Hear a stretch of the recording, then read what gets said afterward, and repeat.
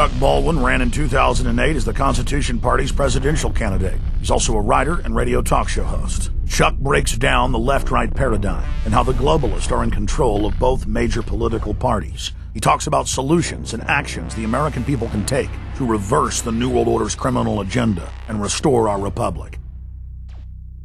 I'm Chuck Baldwin. I'm a syndicated columnist, radio talk show host, and for 35 years, the pastor of Crossroad Baptist Church in Pensacola, Florida.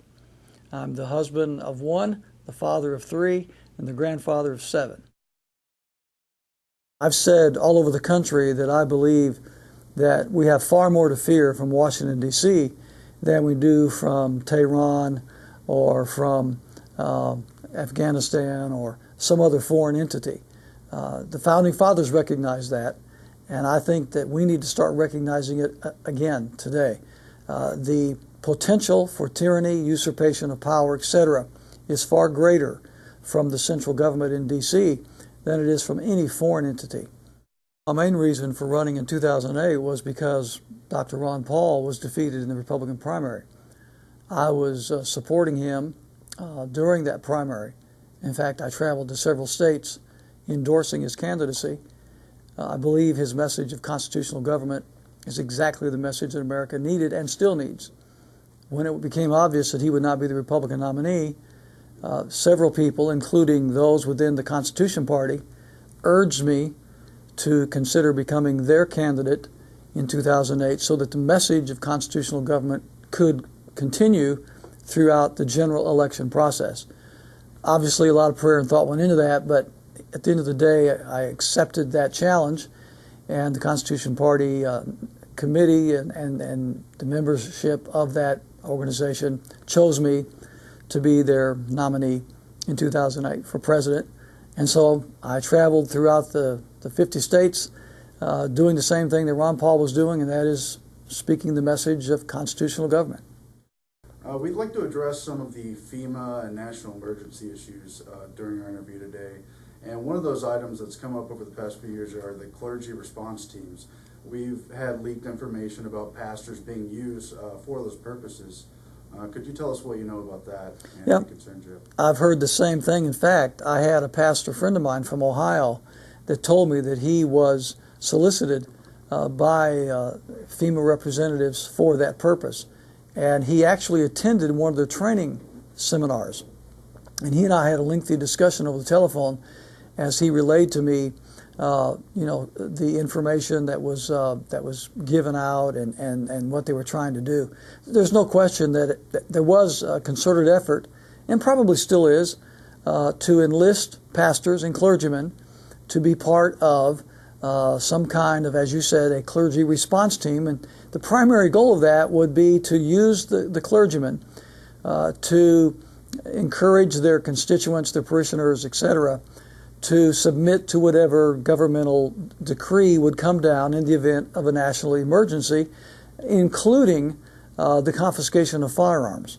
And of course, that's something that I would never do. In fact, when I found out about it, I told my church here in Pensacola that not only would I never encourage them to give up their firearms, I would instead encourage them to go buy one if they didn't have one and buy more if they already had one. So obviously, I have not received a personal invitation to one of these seminars, but I certainly have understood and believe that they do exist and are continuing. We know that since National Security Act was passed back in 1947, we've had black budgets and unaccountable CIA and other activity. And earlier this year, the Washington Post reported that in top secret USA, we now have more than 800,000 people working under national security clearance, basically totally untrackable. Could you speak to that and how we should address accountability in government? Yeah, I wrote a column on that, as a matter of fact. And I think my good friend Joel Skousen over in Utah has done some really great research into that as well. It's really unbelievable that this kind of dark operation would be taking place behind the scenes. We have many good federal agents in every level of government, in every agency, that have no idea whatsoever that these dark operations are going on behind the scenes and out of view. many times illegally, unlawfully, unconstitutionally, and almost always surreptitiously. And I've talked to federal agents myself who have indicated of some of the things that they've seen and are very concerned about. There's no question that these rogue elements are in existence behind the scenes within our federal government. I think the Founding Fathers tried to avert this kind of a thing as best they could by the way they established this form of government. For example, we have 3 equal branches of government within the federal government. Each one is designed to be a check and balance against the other.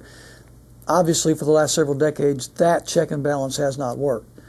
Beyond that, they incorporated into the Bill of Rights the Second Amendment, which gives the right of the people to defend themselves against tyrannical government. And the Second Amendment was never about duck hunting or target shooting. It was always about the right of the people to defend themselves against tyrannical government within their own country. But then they also, I think, very brilliantly incorporated something that's never really been tried before in the annals of human government, and that is the principle of federalism, which means you have 2 existing authorities and jurisdictions operating side by side. You have the federal central government and you have state government. Each has its own sphere of authority and jurisdiction. And because of that, we have states, especially certain states, that see what's happening many times in the usurpation of constitutional jurisdiction, and they're beginning to rise up. We've got the Montana Firearms Freedom Act and the Tennessee Firearms Freedom Act. We've got Arizona fighting the federal government over illegal immigration. There are some 20 states that are in lawsuit right now against the federal government over the Obamacare plan, et cetera, et cetera. So I really believe that the future hope for America in terms of freedom and liberty is going to be in those states that are willing to stand for their own authority and jurisdiction as prescribed by the Constitution. The Anti-Federalists obviously were not in favor of the newly proposed Constitution at all, and they felt that it was actually worse than the Articles of Confederation, which it replaced. And without the implementation of the Bill of Rights, the first 10 articles, there's no question that the Constitution would not have passed in the state legislatures, and there would not be a Constitution as we know it today. The Bill of Rights was absolutely critical, essential to the adoption of the Constitution. And the states obviously did not, at that point in time in 1787, give up their own personal sovereignty. And that's the thing that so many people have forgotten is, the states created the federal government, not the other way around. And after the federal government was created in 1787 by the enactment of the Constitution, the states still retained all of their jurisdiction and authority. And as Thomas Jefferson said in the Declaration, the states are free and independent. They were before the Constitution was ratified, and they were after the Constitution was ratified. And so I think that, once again, the state rights movement is going to be the surest way for freedom-loving citizens in 21st century America to regain the liberties that have been usurped by the federal government in Washington, D.C. People are beginning to realize that the CFR and the Bilderbergers and the Trilateral is not just a social club for people to get together once a year or however to play golf, that these people really are the movers and shakers of governments around the world.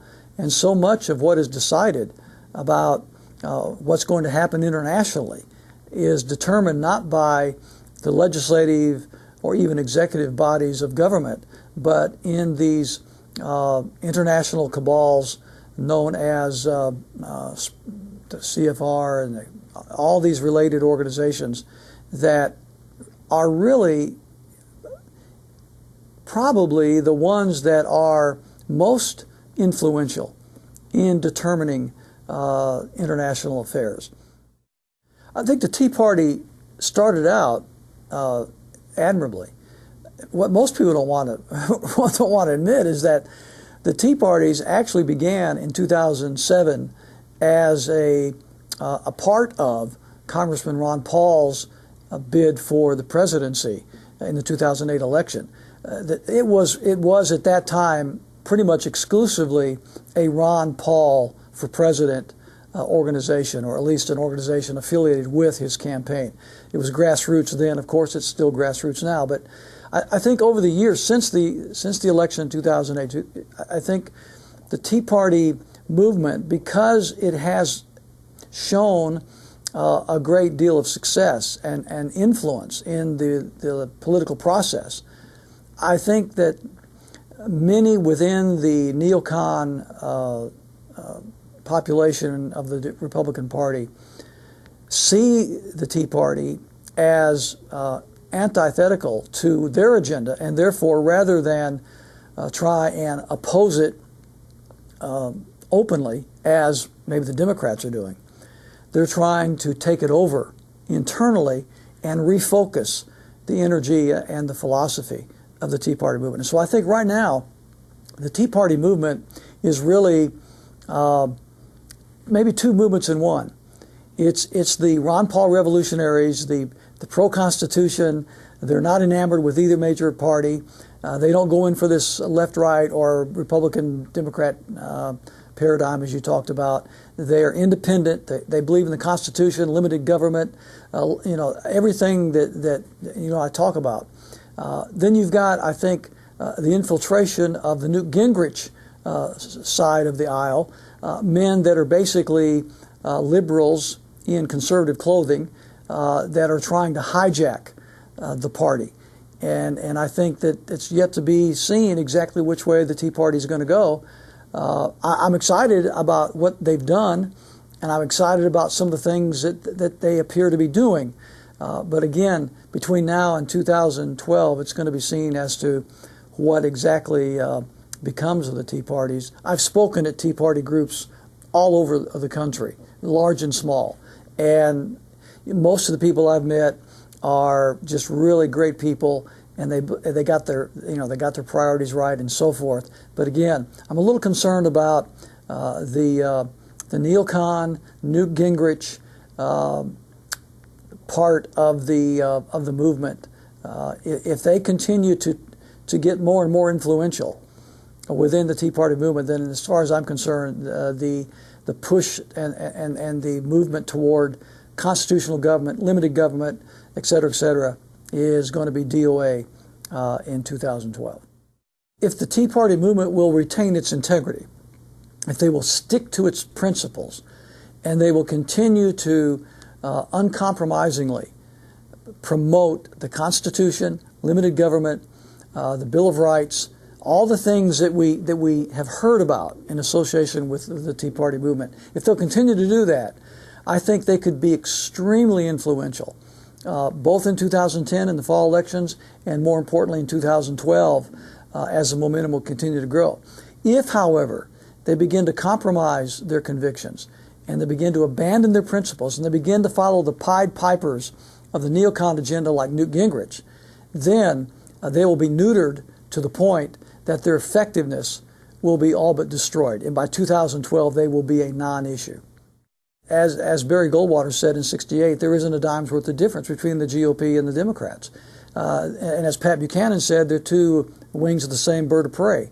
They're both walking in the same direction. That's why it doesn't matter if you elect Bill Clinton or George W. Bush.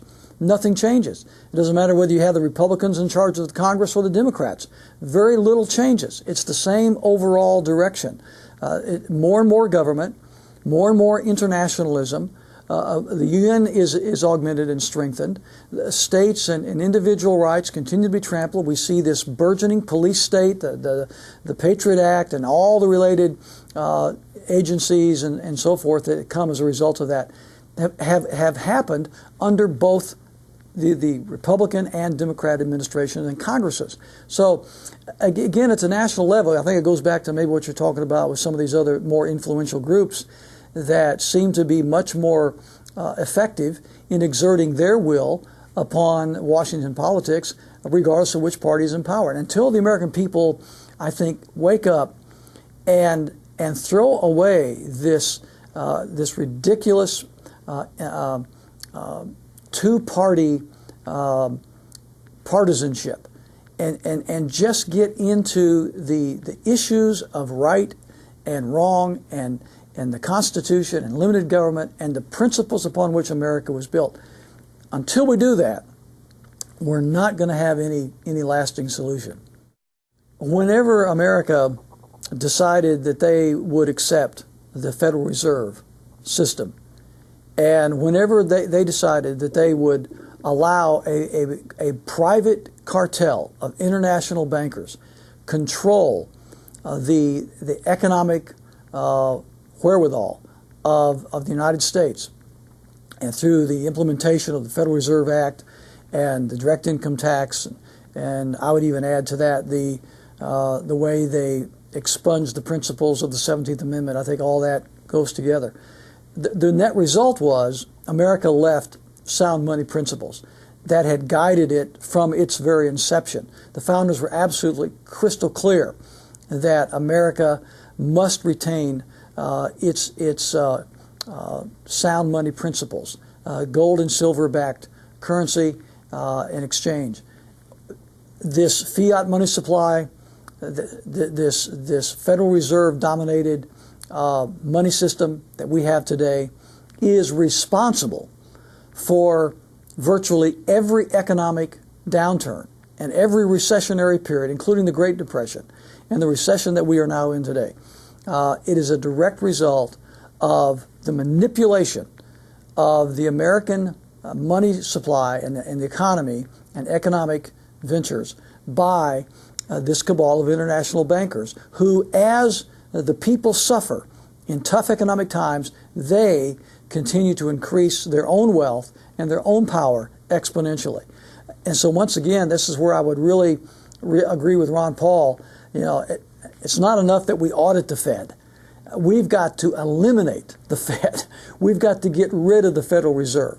And we've got to bring America back to sound money principles. And again, this is where the states can rise to the occasion. The states have the power and the authority to in their own states, have sound money principles established within the borders of their states. And I think ultimately that's what they're going to have to do. But the encouraging thing is the Federal Reserve, for instance, is a national issue for probably the first time in history, and people are learning about it. Correct. And I think that's because of Ron Paul's campaign in 2008. I believe that he was the one that articulated that issue when nobody else was willing to talk about it. And even though he lost the election, his ideas prevailed. And since 2008, what's happened to the economy? What's happened to our money supply? What's happened to the overall economic well-being of our country?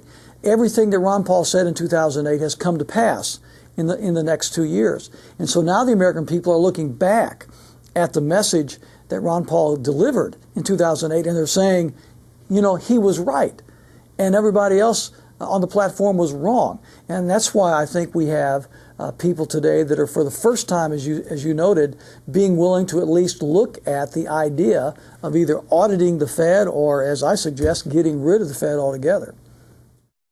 You know, the MIAC report was not new. It was just at that time the latest. But the thing that was new in the MIAC report was, for the first time, a police agency, in this particular case, the Missouri State Police Agency, but as you know, they receive their information from the fusion centers, which is controlled by the Department of Homeland Security. For the first time, that report identified 3 individuals by name and accused their followers of being potential violent extremists. And those 3 individuals were myself, Chuck Baldwin, Ron Paul, and Bob Barr. Now, that was the thing that was unique about the MIAC report. Interestingly, they received so much opposition, not only from the citizens of Missouri, but from people all over America, that they later recanted and apologized for that, and they actually took that report down off of their internet page, and they retracted it from their state agency. But of course, the damage was done, and I believe that this kind of activity will continue. In other words, what they're trying to do is to demonize and marginalize those persons whose ideas they abhor. And anyone such as myself or Ron Paul who promotes the principles of federalism, constitutionalism, a limited government, etc., especially when we attack things like the Federal Reserve and the United Nations and these ever-growing foreign wars and all these things. They cannot allow those ideas to become dominant within the thinking of the American people. So to try and thwart the message, they try to marginalize the messenger. And that's what they're doing. They're trying to make us appear to be radicals, extremists, etc., so that people, when they hear what we have to say, will dismiss the message as being radical and extremist. It is a blatant attempt by the federal government of propagandizing against those individuals who are promoting the message that they, within the federal government and other agencies, wish to be silenced. Oath Keepers is a wonderful organization. Stuart Rhodes, I know personally, and I know that he's a great man and is a real patriot. I would encourage every police officer and every military man, whether retired or active duty, to become part of the Oath Keepers. It's a great group. It's basically what they're saying is we are going to stand for the Constitution. We are not going to allow anyone within the federal government to circumvent the laws prescribed in the Constitution. Everyone who takes an oath of office, whether it is a military man or a law enforcement officer or a politician, they all swear an oath to preserve, protect, and defend the Constitution. And what Oath Keepers is saying is that we take our oath seriously, and we are going to keep our oath to the Constitution, and we're not going to allow someone else, even someone else in government, to force us to disobey our oath to the Constitution. Again, it's more of the same, trying to demonize and marginalize those individuals whose ideas the powers that be find repugnant. I would compare the war on terror to the war on drugs. They pick an adversary, an external adversary, and then they rally not only the government but the American people at large against this enemy.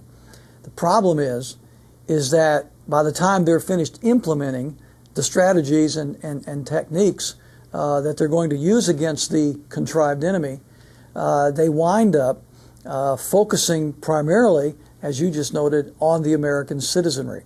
And that's happened in the war on drugs, and it's happening in the war on terror. I mean, we would have never had the Patriot Act and all of this incessant eavesdropping and recording our phone calls and intercepting our emails and listening to our cell phone conversations and the total loss of privacy, the abridgment of habeas corpus, the Fourth Amendment, the Fifth Amendment, and so forth and so on, if it had not been for, quote unquote, the war on terror.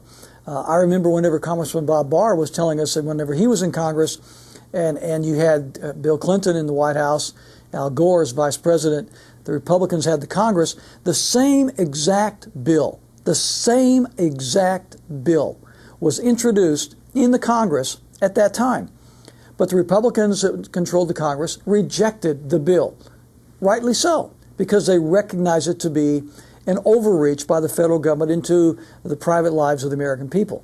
But voila, you put a Republican in the White House, and then you have the events of 9/11 and the so-called terror attacks in New York City and Washington, D.C., and without hardly a protest, the same bill that was vehemently rejected by conservatives in Congress in the 1990s was now readily and immediately accepted by that same group in Congress. And again, it just shows that the act of terrorism was an excuse to implement something that they had already designed to do, something that they had already attempted to do, and now were able to do because of the so-called terror attack.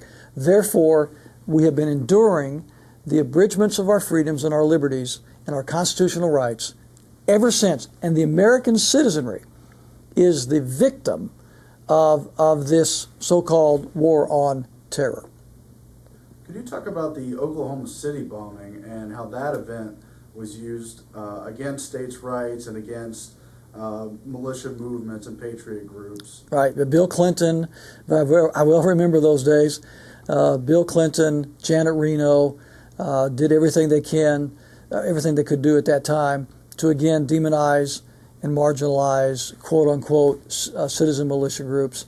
The Oklahoma City bombing was the excuse that they used at that time, just as the attack in 9/11 is the excuse that the George Bush administration and now the Obama administration are using to continue their acts of aggression against the liberties of the American people.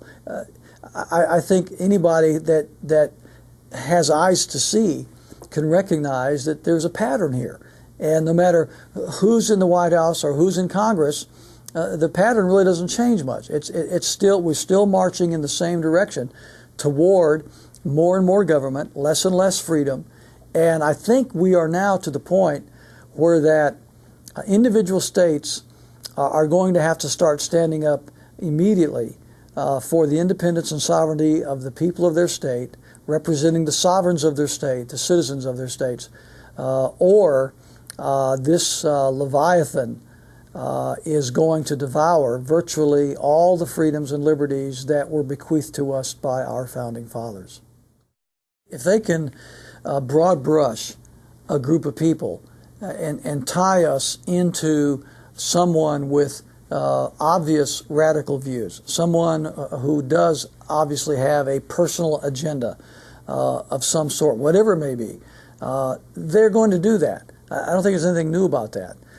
Trying to picture all of us as racist or homophobic or whatever it may happen to be, they will use anyone they can to accomplish that.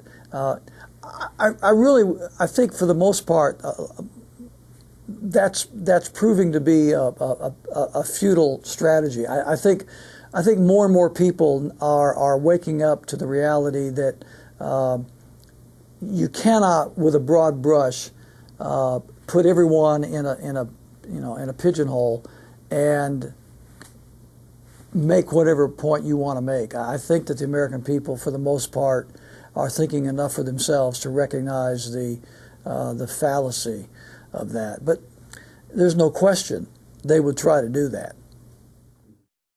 I caution people not to become too enamored with Fox News. I think that it's a mistake for the American people to trust any of these major television news networks. And I've said this in my columns. I said the major difference between Fox News and CNN is that CNN will defend the Democrats while attacking all things Republican, and Fox News will defend the Republicans while attacking all things Democrat. It's not really that they are marching in a different direction. It's that they just approach it from a different angle. And that's why people have got to start thinking for themselves and recognizing that the same people that are in charge of Fox News, for example, are the same people that are promoting Hillary Clinton when she ran for the Senate, financing her campaign. The same people that are wining and dining the global elite, they're wining and dining the intellectual elite and the political elite and the commercial elite from both sides of the ocean, are the same ones that are in charge of the cable network news stations, whichever one you might want to talk about. And so while it's fine to listen to people objectively, and if you hear that which is good and you agree with it, that's fine, so be it. But be careful about becoming enamored with and thinking of some of these major TV news hosts as some kind of iconic, heroic figures, Pied Pipers of freedom, etc., when the fact of the matter is sometimes they could actually be diluting the real message of freedom and confusing the real message of freedom. So I just caution the American people to be careful about the way they they're enamored with Fox News or any other major TV news network. Who was it that first said, follow the money? Whoever said it first got it exactly right, because that's what you need to always remember. When you start following the money, it doesn't matter whether it's in politics or business or the media or even in big religion. When you start following the money, you're going to find that the bulk of it is going to wind up in the same place. It's the same cabal of people that are pulling the strings behind most of these endeavors.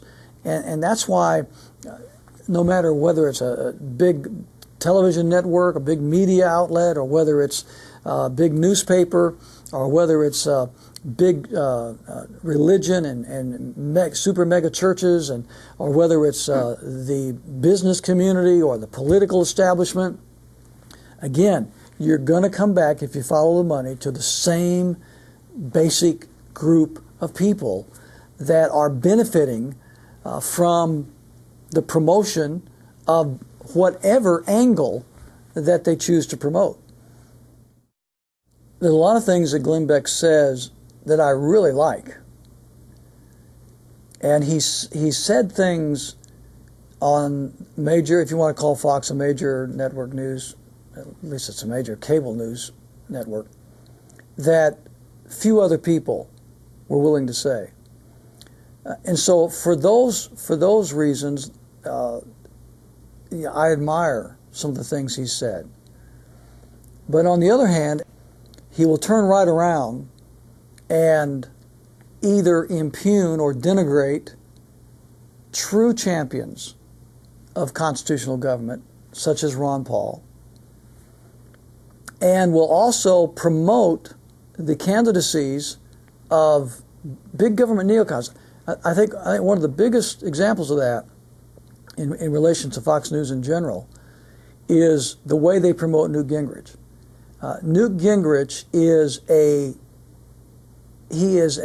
fox,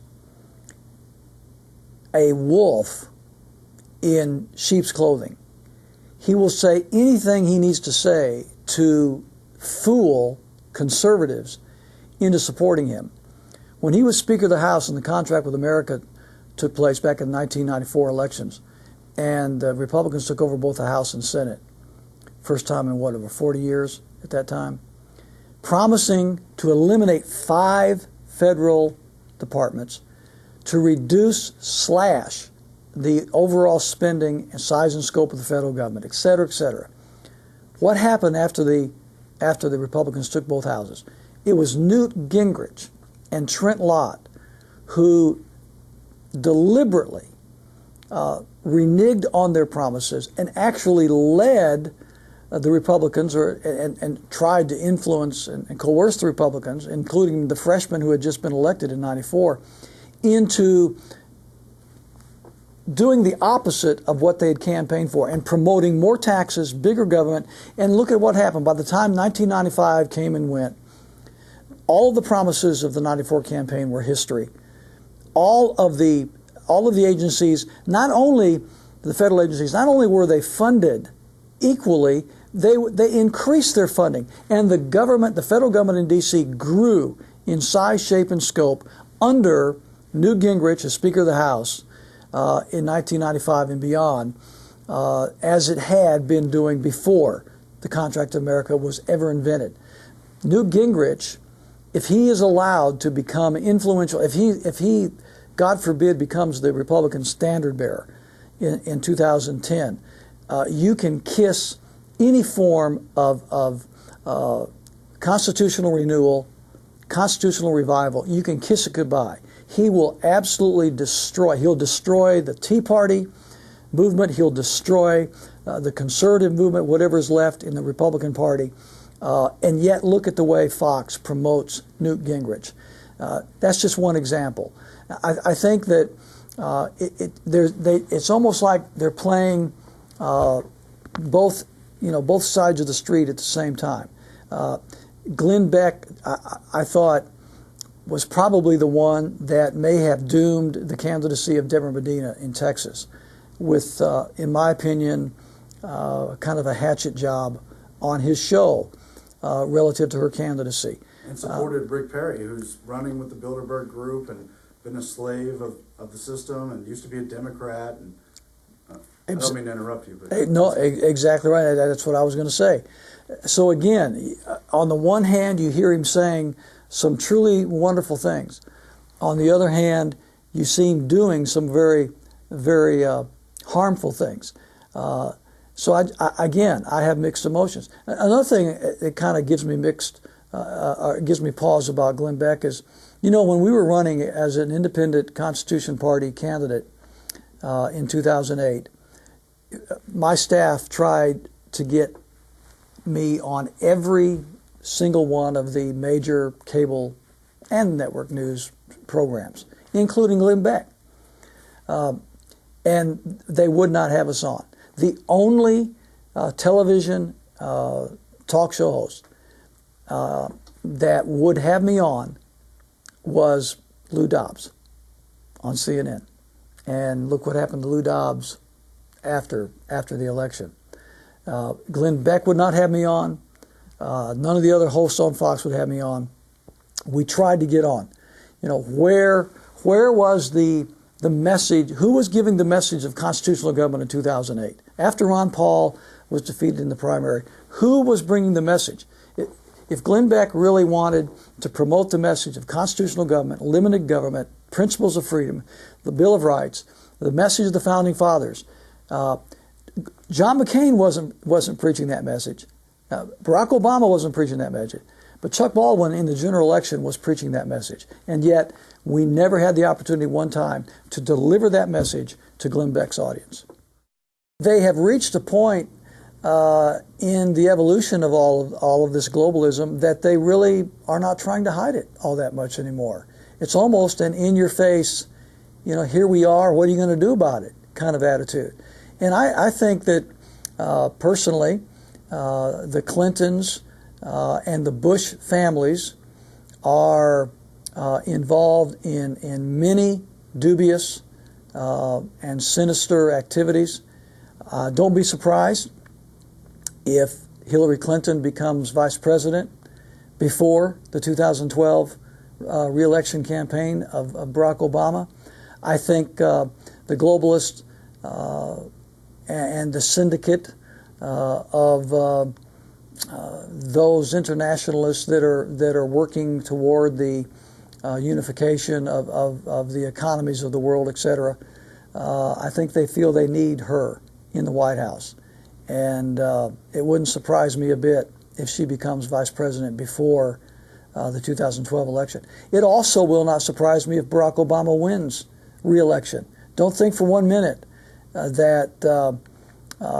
Obama is out of the election victory road here, because of all these polls and so forth that we're seeing in 2010.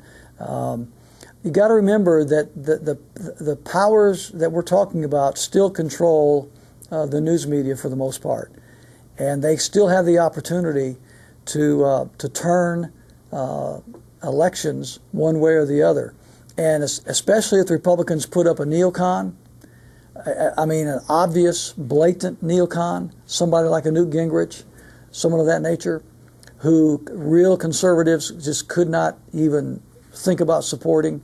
If that were the case, then Mr. Obama gets 4 more years. And if Hillary Clinton is his vice president, it puts another Clinton in the White House. And again, the Clinton-Bush cabal, in my opinion, is part of a very dubious, sinister organization that is working against the interests of freedom and liberty in this country. The difference between the Republicans and the Democrats now at the national level is that the Democrats want to tax and spend to promote the welfare state. The Republicans want to borrow and spend to promote the warfare state. But neither party in Washington, D.C. wants to live by the Constitution, wants to put the federal government under the constraints and the chains of the Constitution. Neither party in Washington, D.C. wants to do that.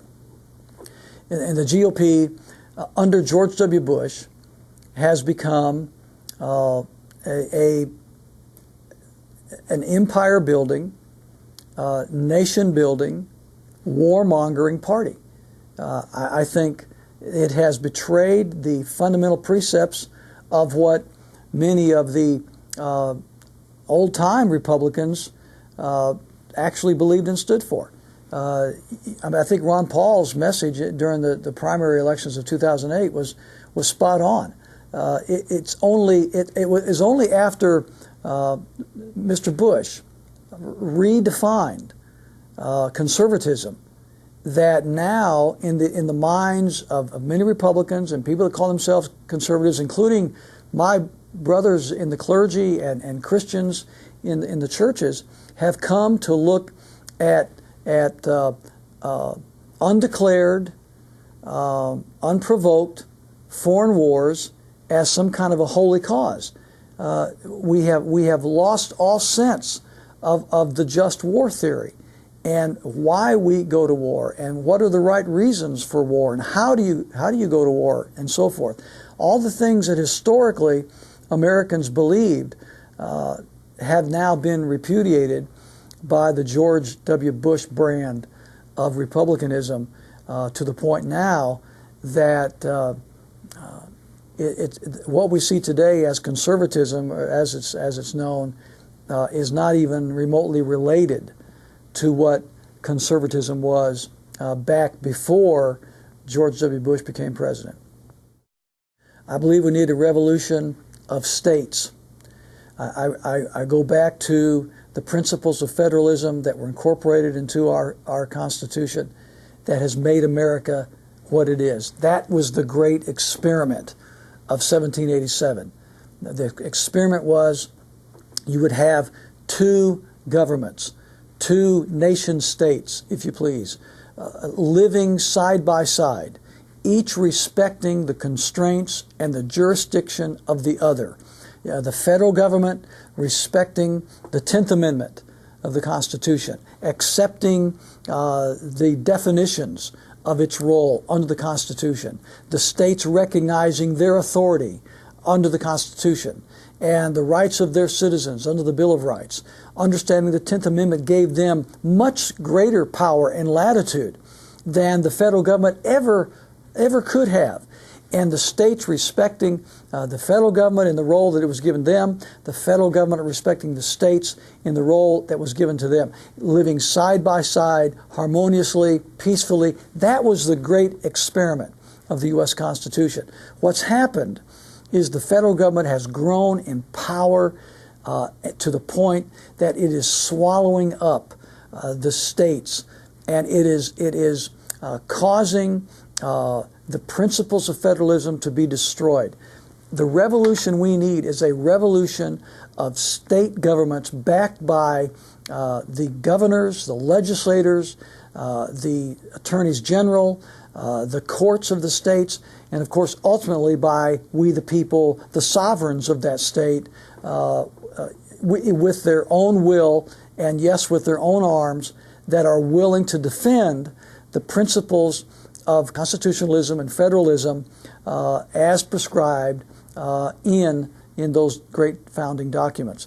And so that's why I say if the only thing we have in 2010 and 2012 is another, quote, conservative movement, all it's going to do is fuel the same system. The same system that is destroying us is going to continue to grow, and there'll be no change. And so what we need is a revolutionary idea, similar to what happened in 75 and 76, when the founders said, we are not going to be ruled by one central state. We are going to incorporate a system of law and governance whereby the people will govern themselves under law.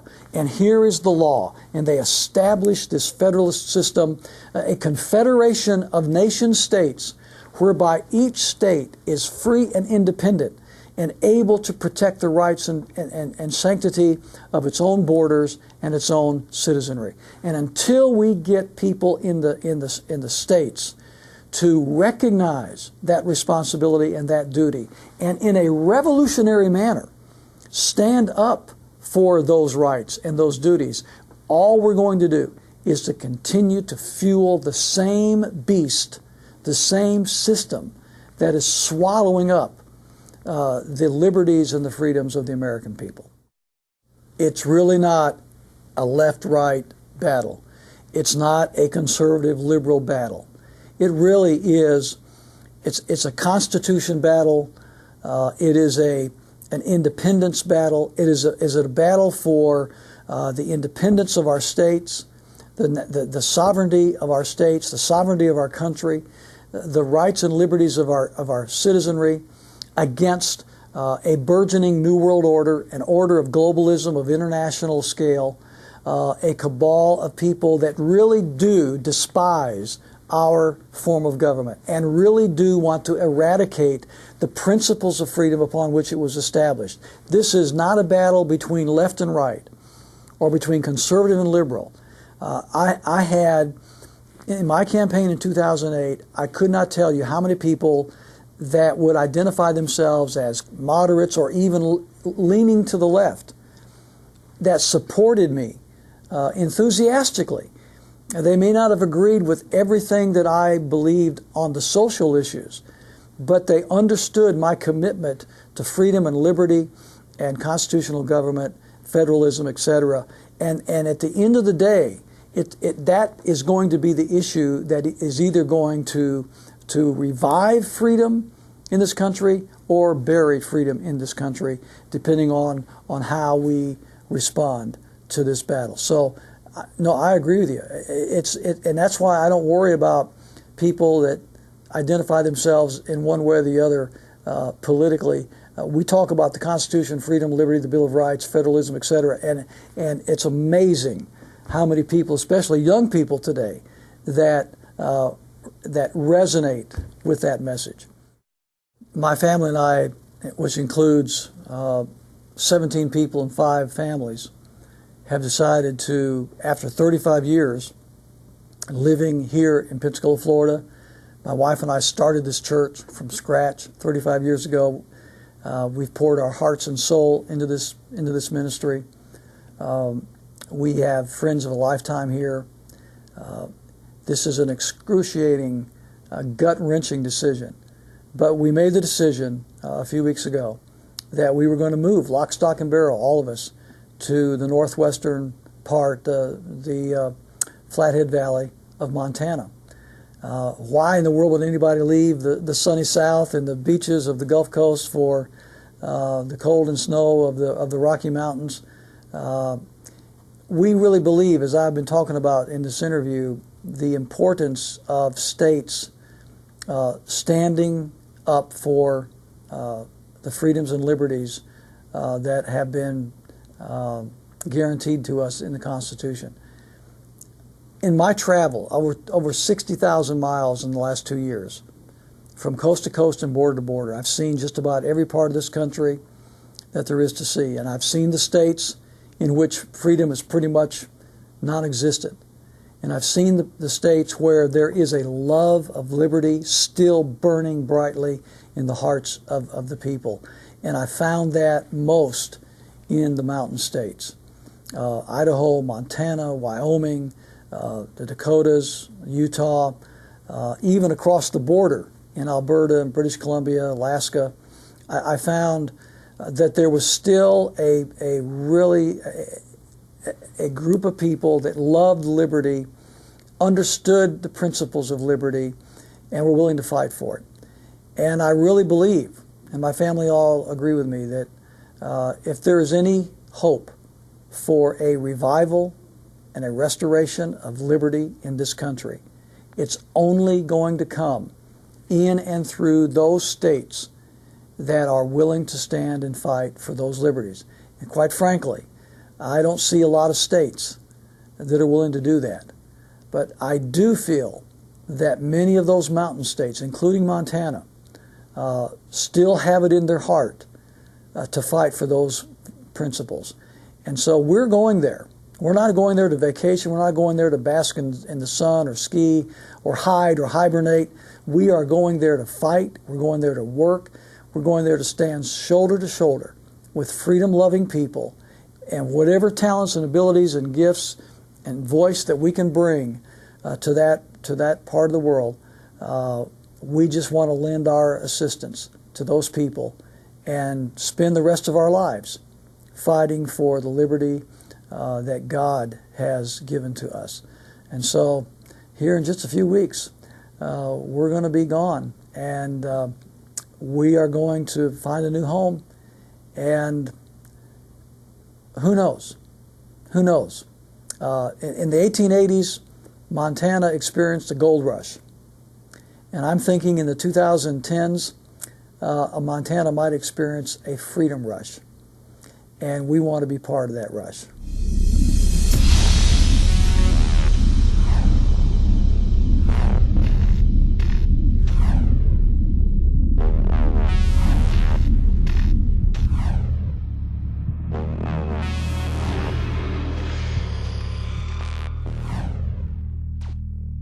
Visit Infowars.com and PrisonPlanet.com.